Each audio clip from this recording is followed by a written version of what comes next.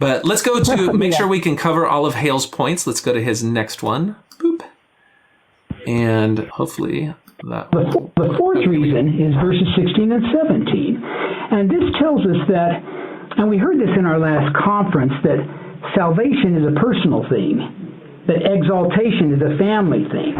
And what that's referring to is that every exalted person, male or female, is married. That's part of our theology. And so what Section 132 does is it anticipates the possibility that there would be more worthy women than men. Now, if you go into any Christian congregation in the world, you'll find more women there than men almost every single time. That doesn't necessarily say that there will be more women than men, but Section 132 allows for that. It allows worthy women who otherwise wouldn't be able to have a husband in monogamy to then be sealed in a plural marriage. So we've got now the idea that, number one, marriage is an essential aspect of your standing before God in the eternities, so much so that since there's probably going to be more righteous women because they are more spiritual in heaven, then going along with that other justification we heard from Dwight York, where, or from Tony Alamo, where there'll be 7 women to every man or whatever it is, then that justifies polygamy. You're going to need to have it. If you listen to the last episode I did with Radio Free Mormon, we pointed out where Elder Gong actually said that your marriage status doesn't have anything to do with your standing before God. And so we're getting some mixed messages here. These apologists and apostles should get on the same page about this. But how does that argument sit with you? Yeah, you can't. Yeah, okay. If they could just join together and decide what they're going to preach and talk about and endorse, that would be very helpful. As far as having more women than men, that's such a weak argument regarding how many people attend. Usually the men are at work, first of all. They talk about temple attendance, stuff like that. A lot of times, because we have been told women must stay home, who are going to be the ones that go to the temple? You cannot use that as an argument. Now, as far as women being more righteous than men, that is something that my 5 boys take very offensively. And I think that it is very disturbing because I have 5 boys. And I'm raising them where they are told all the time, oh, women know better, which is just patronizing. Just stop that. Women, they know better. They're the righteous person. Okay, we're so righteous then. And this is my argument. If women are so righteous, why are we not the ones running the church? If we have this direct connection with God and we're all going to be a celestial kingdom, why is the kingdom on God on the earth led by these supposedly low men? That makes no sense.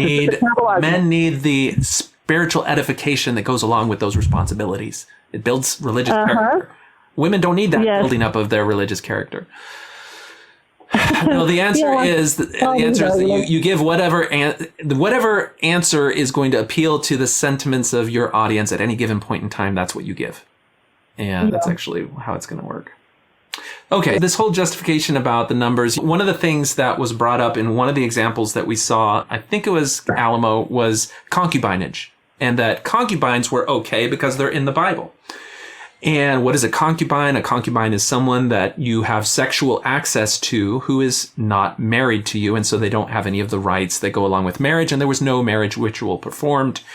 And we can see that other religious predators have used concubinage in order to gain sexual access to people without having to have an ordinance or a marriage or a religious ceremony done.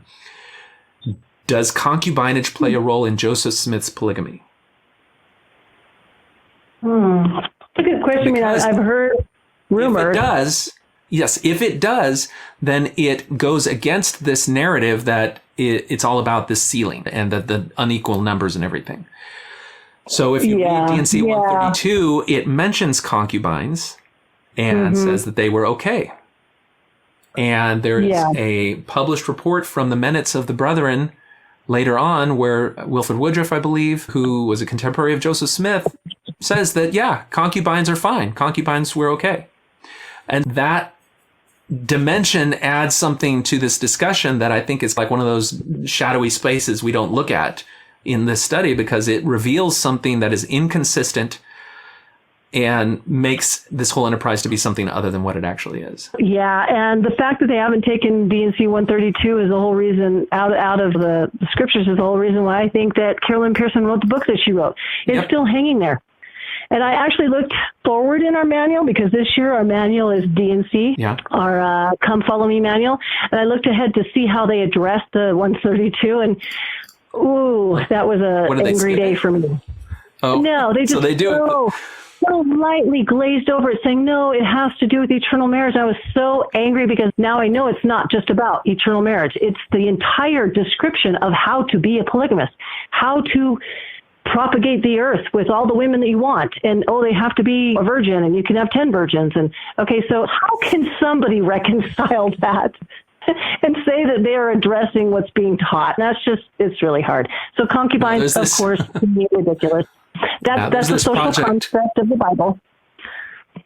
Yeah, there's this project called Inverse Sunday School Manuals. I forget what its official cause is, but you just go through when they have a manual like that, a lesson, and they cherry pick scriptures to teach what they want you to hear, just to invert that and look at the scriptures they skipped and see what lessons they're trying to get you not to even consider, but are still part of the scriptures. And I think in D&C 132 in particular, that's a very revealing thing.